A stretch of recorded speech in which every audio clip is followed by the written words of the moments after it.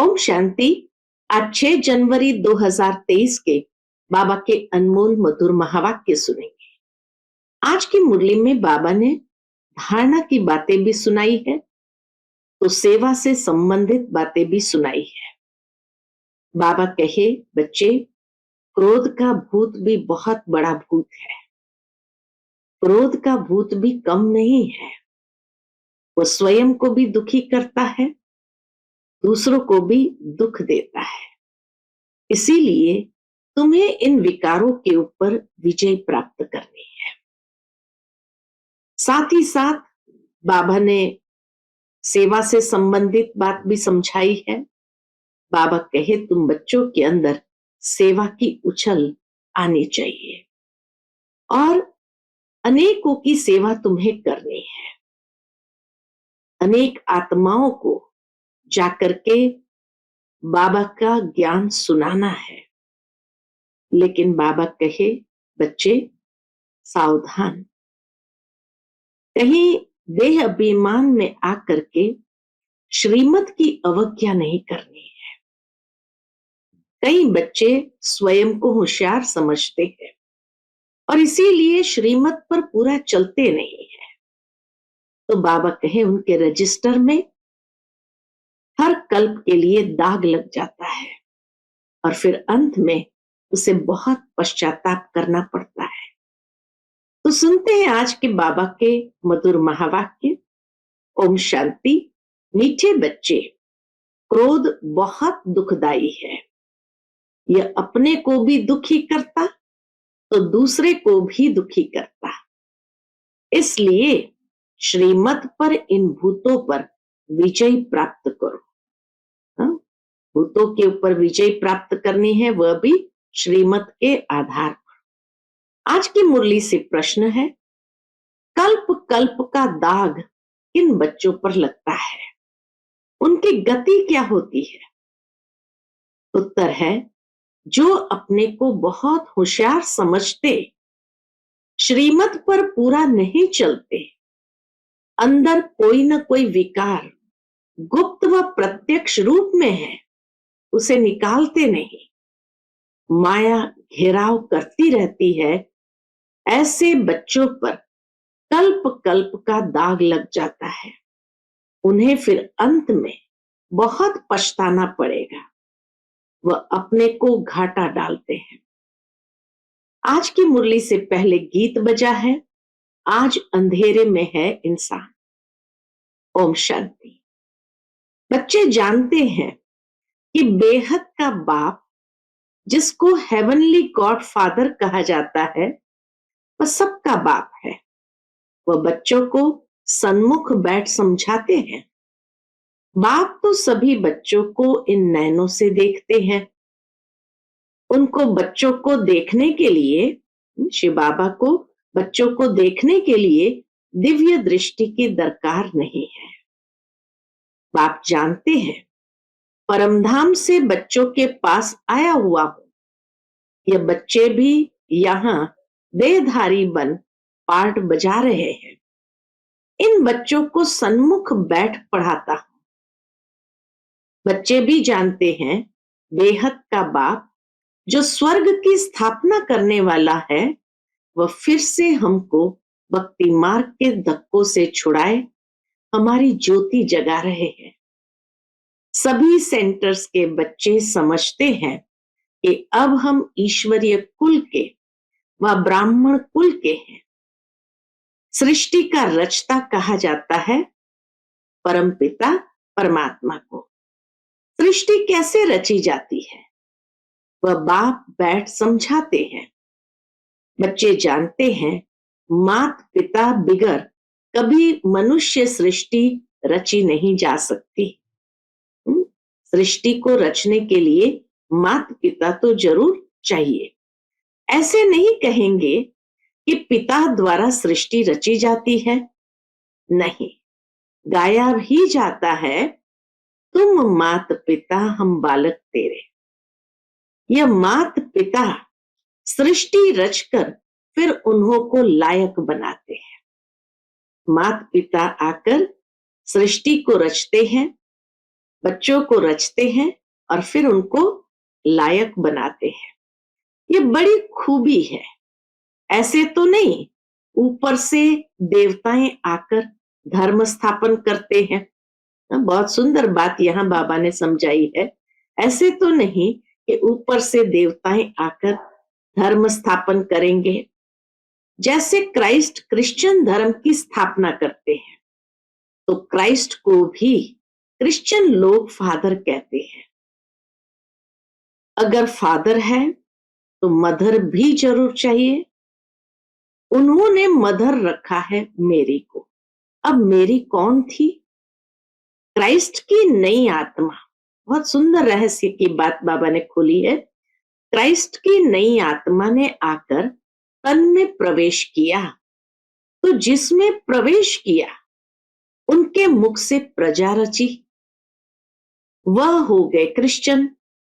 यह भी समझाया गया है कि नई आत्मा जो ऊपर से आती है, उनका ऐसा कोई कर्म नहीं, पवित्र आत्मा होने कारण उनका ऐसा कोई कर्म नहीं जो दुख भोगे। पवित्र आत्मा आती है, जैसे परम पिता परमात्मा कभी दुख नहीं भोग सकता। दुख अथवा गाली आदि सब इस साकार को देते हैं। तो क्राइस्ट को भी जब क्रॉस पर चढ़ाया, तो जरूर जिस तन में क्राइस्ट की आत्मा ने प्रवेश किया, उसने ही यह दुख सहन किया। क्राइस्ट की प्योर सोल तो दुख नहीं सहन कर सकती, तो क्राइस्ट हुआ फादर। मां कहां से लावे? मां कहां से लावे? फिर मेरी को मदर बना दिया है। दिखाते हैं मेरी कुमारी थी, उनसे क्राइस्ट पैदा हुआ। मेरी कुमारी थी, उनसे क्राइस्ट पैदा हुआ। यह सब शास्त्रों से उठाया है। दिखाते हैं ना, कुंती कन्या थी, उनसे कर्ण पैदा हुआ। अब यह दिव्य दृष्टि की बात है, परंतु उन्होंने फिर कॉपी किया है। तो जैसे यह ब्रह्मा मदर है, मुख द्वारा बच्चे पैदा कर फिर संभालने के लिए मम्मा को दिया, ऐसे क्राइस्ट के मुख से प्रजा रची क्रिश्चियन धर्म की, और फिर उसको संभालने के लिए मेरी ने उनकी पालना की। तो क्राइस्ट का भी ऐसे है। क्राइस्ट ने प्रवेश कर धर्म की स्थापना की, उनको कहेंगे क्राइस्ट की मुख वंशावली भाई और बहन। क्रिश्चियन का प्रजा पिता हो गया क्राइस्ट, जिसमें प्रवेश कर बच्चे पैदा किए, वह हो गई माता। फिर संभालने लिए दिया मेरी को, उन्होंने मेरी को मदर समझ लिया। यहां तो बाप कहते हैं मैं इनमें प्रवेश कर मुख संतान रचता हूं, तो उसमें यह मम्मा भी मुख संतान ठहरी। यह है डिटेल में समझने की बातें। फिर दूसरी बात बाबा समझाते हैं। उस समय आबू में कोई ग्रुप आया था, वेजिटेरियनिज्म पर समझाते थे लोगों को। तो बाबा उनकी सेवा करने के लिए भी विशेष प्रेरणा देते हैं। दूसरी बात बाप समझाते हैं, आज एक पार्टी आबू में आने वाली है, वेजिटेरियन का प्रचार करने। बाहर में कोई ऐसे ग्रुप आया होगा, तो वो वेजिटेरियन पर प्रचार करते थे। तो उनको समझाना है, बेहद का बाप अब देवी देवता धर्म की स्थापना कर रहे हैं, जो पक्के वेजिटेरियन थे। और कोई भी धर्म इतना वेजिटेरियन होता नहीं है। अब यह सुनाएंगे कि वैष्णव बनने में कितने फायदे हैं, वेजिटेरियन बनने में कितने फायदे हैं। परंतु सब तो बन नहीं सकते, क्योंकि बहुत हीरे हुए हैं।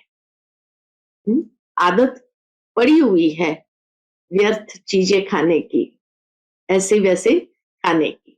तो छोड़ना बड़ा मुश्किल है, परंतु इस पर समझाना है कि बेहद के बाप ने जो हेवन स्थापन किया है उसमें सभी वैष्णव अर्थात विष्णु की वंशावली थे। देवताएं बिल्कुल वाइसलेस थे। आजकल के वेजिटेरियन तो विशेष है। क्राइस्ट से 3000 वर्ष पहले भारत हेवन था। तो ऐसे ऐसे समझाना है। बाबा कहे ऐसे ऐसे समझाना है। तुम बच्चों के बिगर ऐसा कोई मनुष्य नहीं जिसको मालूम हो कि स्वर्ग क्या चीज है, कब स्थापन हुआ, वहां कौन राज्य करते हैं। लक्ष्मी नारायण के मंदिर में भल जाते हैं, बाबा भी जाते थे, परंतु ये नहीं जानते कि स्वर्ग में इन्हों की राजधानी होती है। सिर्फ महिमा गाते हैं, परंतु उन्हों को किसने राज्य दिया कुछ भी पता नहीं। अब तक बहुत मंदिर बनाते हैं क्योंकि समझते हैं लक्ष्मी ने धन दिया है, इसलिए दीपमाला पर व्यापारी लोग लक्ष्मी की पूजा करते हैं। इन मंदिर बनाने वालों को भी समझाना चाहिए। जैसे फॉरेनर्स आते हैं तो उनको भारत की महिमा बतानी चाहिए कि क्राइस्ट से 3000 वर्ष पहले भारत ऐसा वेजिटेरियन था। ऐसा कोई हो नहीं सकता, अशुद्ध कोई हो नहीं सकता। उनमें बहुत ताकत थी। गॉड गॉडेस का राज्य कहा जाता है। अब वही राज्य फिर से स्थापन हो रहा है। ये वही समय है। शंकर द्वारा विनाश भी गाया हुआ है, फिर विष्णु का राज्य होगा। बाप द्वारा स्वर्ग का वर्षा लेना हो तो आकर ले सकते हो।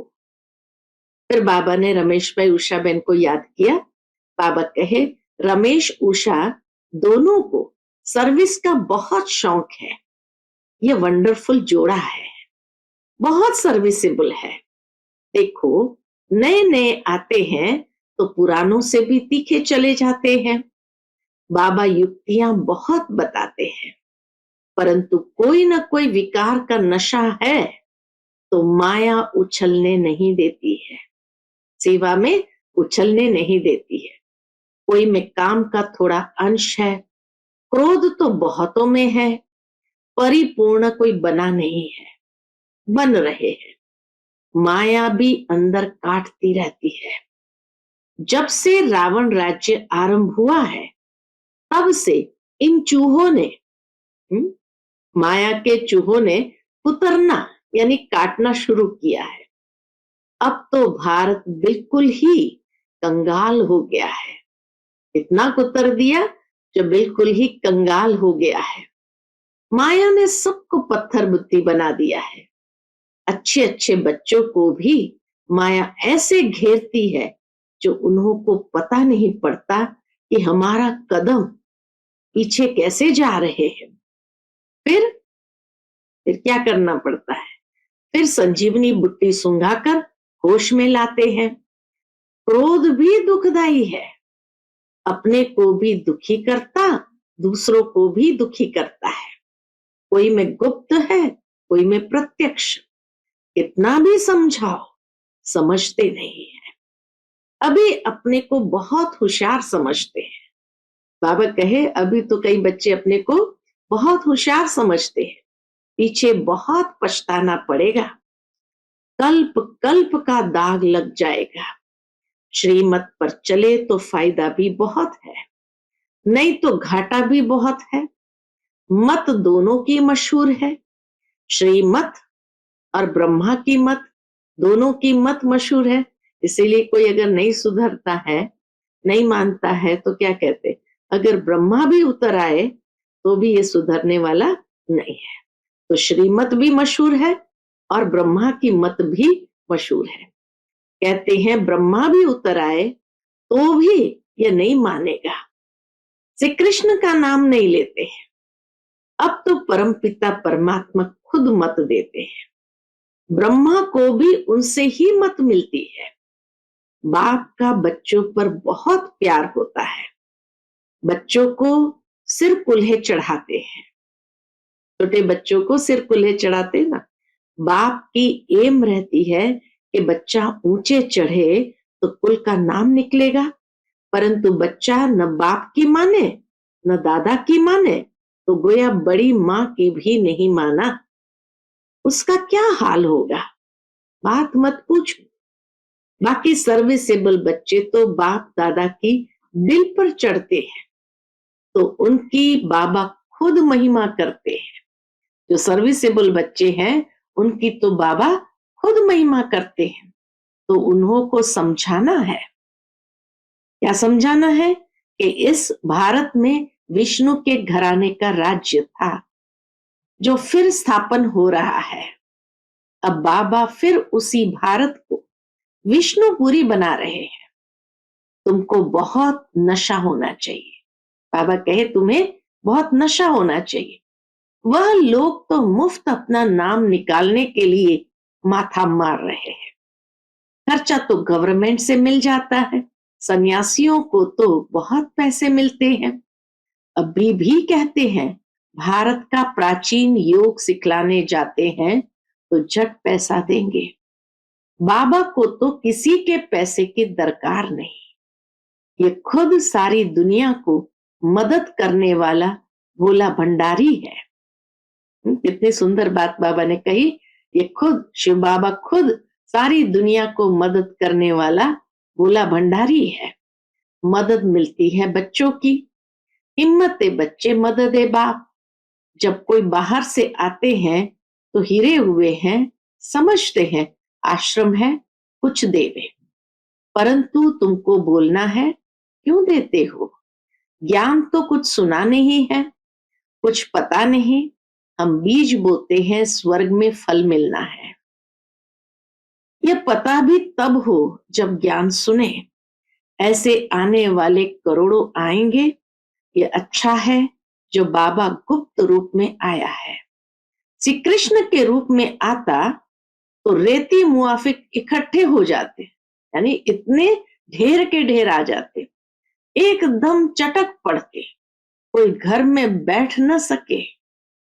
तुम ईश्वरीय संतान हो, यह भूलो मत। बाप की तो दिल में रहता है कि बच्चे पूरा वर्षा लेवे। स्वर्ग में तो ढेर आएंगे, परंतु हिम्मत कर ऊंच पद पाए वह कोटों में कोई निकलेगा। अच्छा, मात पिता बाप दादा का मीठे मीठे सिकिलते बच्चों प्रति याद प्यार और गुड मॉर्निंग। रूहानी बाप की रूहानी बच्चों को नमस्ते। हम रूहानी बच्चों की रूहानी माता पिता बाप दादा को याद प्यार गुड मॉर्निंग और नमस्ते। फिर उसी दिन का बाबा का रात्रि क्लास है, और ये रात्रि क्लास है 15 जून 1968 का, जिसमें बाबा ने कहा है पास्ट जो हो गया है उनको रिवाइज करने से जिनकी कमजोर दिल है तो उन्हों के दिल की कमजोरी भी रिवाइज हो जाती है। इसलिए बच्चों को ड्रामा के पट्टे पर ठहराया गया है। मुख्य फायदा है ही याद से, याद से ही आयु बड़ी होनी है। ड्रामा को बच्चे समझ जाए तो कब ख्याल न हो। ड्रामा में इस समय ज्ञान सीखने और सिखाने का चल रहा है। फिर पार्ट बंद हो जाएगा, न बाप का न हमारा पार्ट रहेगा, न उनका देने का पार्ट है न हमारा लेने का पार्ट होगा। फिर पार्ट ही बंद हो जाएगा, तो एक हो जाएंगे ना। हमारा पार्ट नई दुनिया में हो जाएगा, बाबा का पार्ट शांति धाम में होगा। पार्ट का रील भरा हुआ है ना, हमारा प्रारब्ध का पार्ट, बाबा का शांति धाम का पार्ट। देने और लेने का पार्ट पूरा हुआ, ड्रामा ही पूरा हुआ, कल्प का अंत हो गया।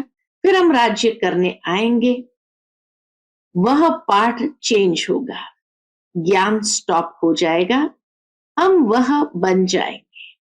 पार्ट ही पूरा तो बाकी फर्क नहीं रहेगा। बच्चों के साथ बाप का भी पार्ट नहीं रहेगा।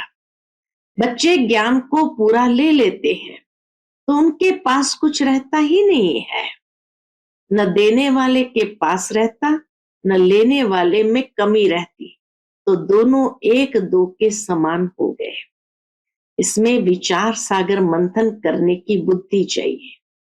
खास पुरुषार्थ है याद की यात्रा का।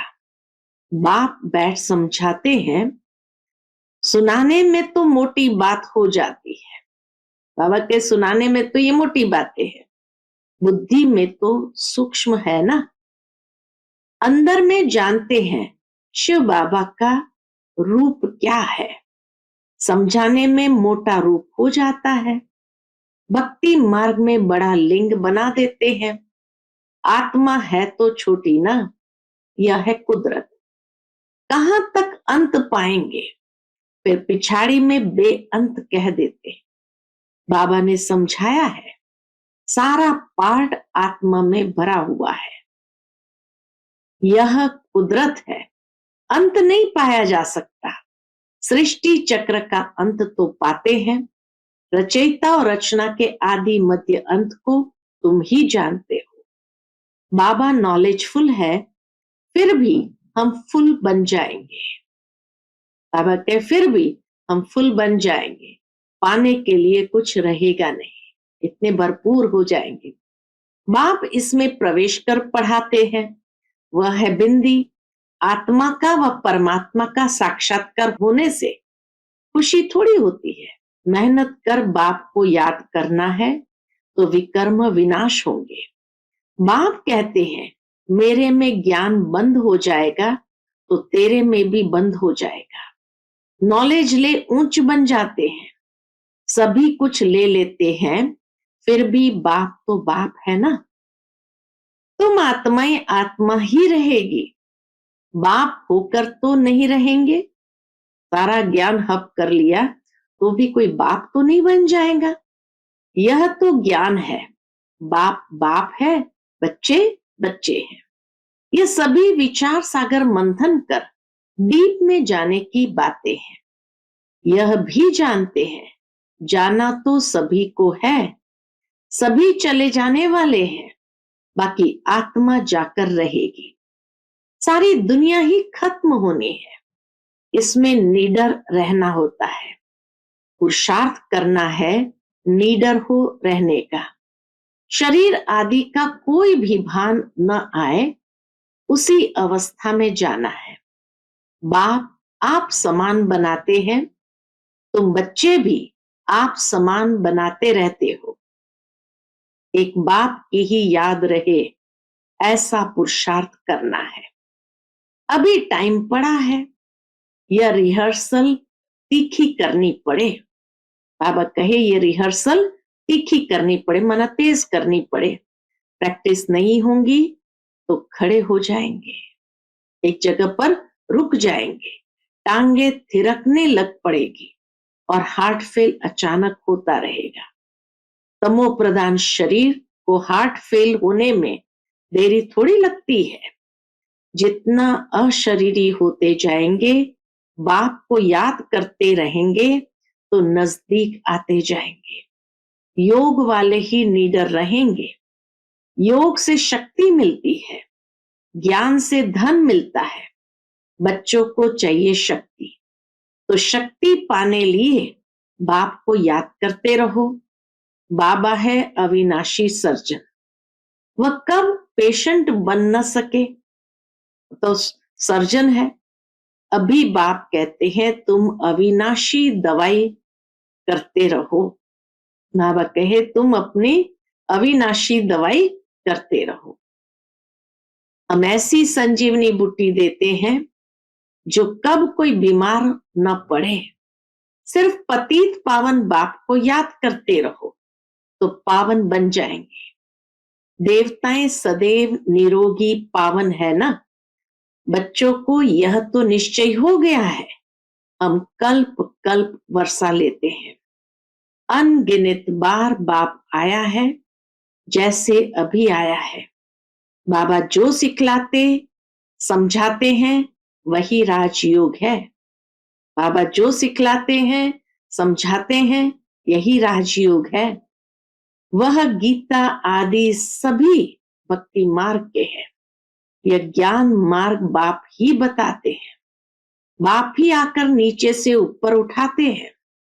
जो पक्के निश्चय बुद्धि है वही माला का दाना बनते हैं।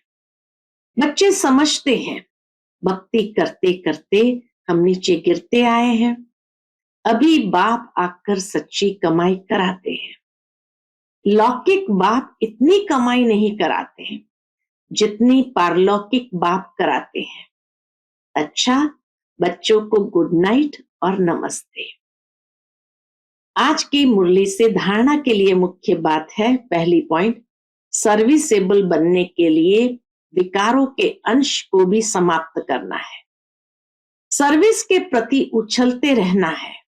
दूसरी पॉइंट, हम ईश्वरीय संतान हैं।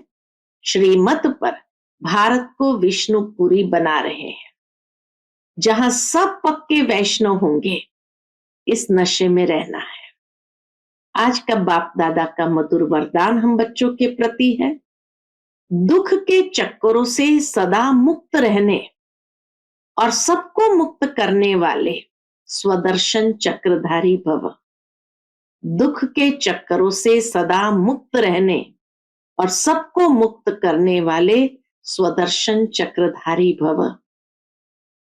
जो बच्चे कर्मेंद्रियों के वश होकर कहते हैं कि आज आंख ने, मुख ने व दृष्टि ने धोखा दे दिया, तो धोखा खाना अर्थात दुख की अनुभूति होना। दुनिया वाले कहते हैं चाहते नहीं थे लेकिन चक्कर में आ गए। लेकिन जो स्वदर्शन चक्रधारी बच्चे हैं वह कभी किसी धोखे के चक्कर में नहीं आ सकते। वह तो दुख के चक्करों से मुक्त रहने और सबको मुक्त करने वाले मालिक बन सर्व कर्मेंद्रियों से कर्म कराने वाले हैं। आज का स्लोगन है, अकाल तख्त नशीन बन अपनी श्रेष्ठ शान में रहो तो कभी परेशान नहीं होंगे। अकाल तख्त नशीन बन अपनी श्रेष्ठ शान में रहो तो कभी परेशान नहीं होंगे। अच्छा, Om Shanti. Click here to like, subscribe and press the bell icon to stay updated with our latest videos.